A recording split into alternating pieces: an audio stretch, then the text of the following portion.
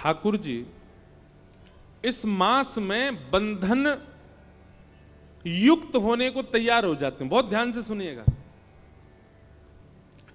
इस मास में ठाकुर जी अपने भक्तों को मानो ऐसा कहते हैं कि आप चाहो तो हमें अपने बंधन में बांध सकते हो। व्रत करो, नियम करो, प्रातः काल उठ करके ब्रह्मचर्य का पालन करो, मंगला आरती करो, स्नान आदि करके पाठ पूजा नियम करो, अपने आप को श्रेष्ठ बना करके अगर आप अपने प्रेम पाश में हमें बांधना चाहते हो तो साल भर में कार्तिक मास ऐसा मास है जिसमें आप ठाकुर जी को अपने प्रेम पाश में बांध सकते हो। ठाकुर जी आपके हो सकते हैं। देखिए, ठाकुर जी को बांधना ही है अपने प्रेम में। भक्ति का मतलब क्या होता है? हम सब बंधे हुए हैं कहां? संसार में। हम सब की आसक्ति रूपी रस्सी बंधी हुई है संसार में। वो संसार से हटा करके श्री ठाकुर जी के चरणों में बांध देना, इसी को भक्ति कहते हैं।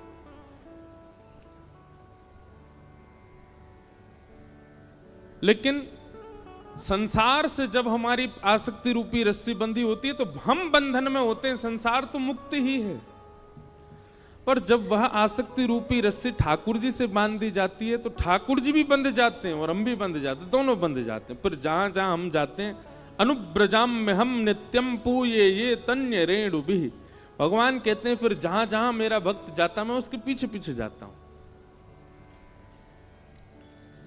तो ये बहुत पवित्र मास है, ब्रह्म मुहूर्त में उठने की विधा है। अब हमारी तो स्थिति ऐसी हो गई है कि हम इतने थक जाते हैं कथाएं करते करते। अभी हमको थोड़ा सब संत जन भी कह रहे हैं, घर के लोग भी कह रहे हैं, अब अवकाश करना शुरू करो, कथाओं के बीच में 2-4 दिन का अवकाश रखो, थोड़ा आराम करो, पर हो ही नहीं पा रहा है। अब तो ऐसा हुआ है कि हमको आगे की कथाएं स्थगित करनी पड़ी हैं आराम करने के लिए। लेकिन आप सब लोग तो मुक्त हैं, तो कम से कम कार्तिक मास में प्रयास कीजिए, ब्रह्म मुहूर्त में उठिए और ब्रह्म मुहूर्त में स्नान आदि करके। भोपाल में अगर आपको व्यवस्था हो, यहाँ पे मंगला आरती 4-5 बजे होती हो मंदिरों में, तो पता नहीं, हमारे वृंदावन का तो माहौल देखने वाला होता है कार्तिक मास में।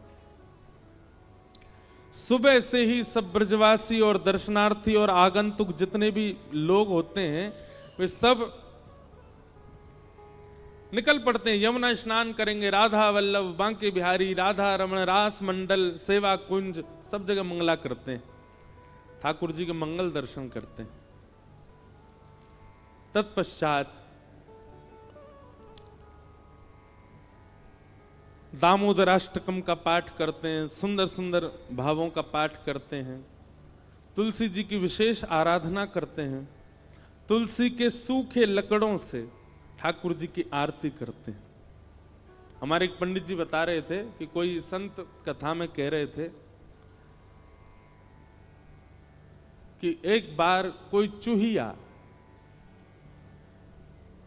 दौड़ करके जा रही थी तो गलती से तुलसी के सूखे लकड़े पड़े थे, एक लकड़ी पर पैर पड़ गया तो वो उछल करके ठाकुर जी के सन्मुख अर्पित हो गई कार्तिक मास में।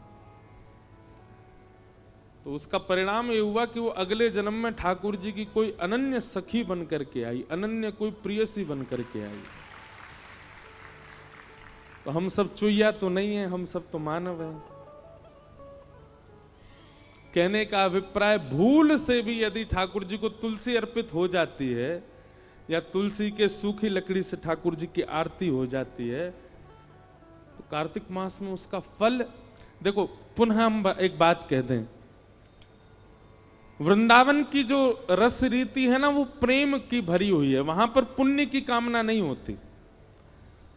आपके भोपाल में, इंदौर में, बंबई में, दिल्ली में, कलकत्ता में, चेन्नई में, पंजाब में, हिमाचल में आदि आदि सब क्षेत्रों में पुण्य के लिए लोग भक्ति करते हैं, पर वृंदावन में पुण्य के लिए नहीं करते। वृंदावन में पुण्य की कामना नहीं होती है। वृंदावन में तो श्री कृष्ण चाहिए बस, और वो कृष्ण प्रसन्न रहे बस, ये कामना होती है। वहां पुण्य की कामना से कोई भजन नहीं करता। वृंदावन रस रीति अगर भाव आएगा तो कहूंगा इस कथा में। कार्तिक मास का आप सब लोग पालन करो। श्रीमद् भागवत जी का महात्मा हमने कल सुना। अब प्रथम स्कंद से कथा का प्रारंभ करते हैं।